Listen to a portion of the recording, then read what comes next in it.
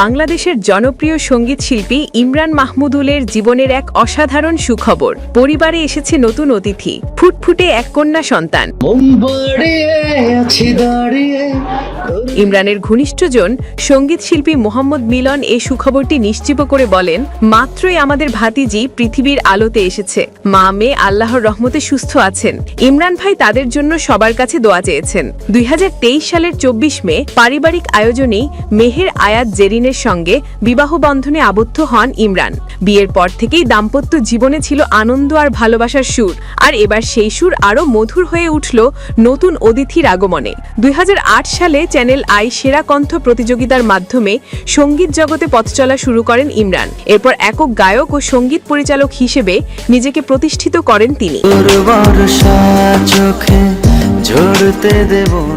গত এক যুগে তিনি হয়ে উঠেছেন দেশের সবচেয়ে সফল ও জনপ্রিয় সঙ্গীত শিল্পীদের একজন। তার কণ্ঠে অসংখ্য হিট গান পেয়েছে দর্শক শ্রোতার ভালোবাসা, অর্জন করেছেন জাতীয় চলচ্চিত্র পুরস্কারও।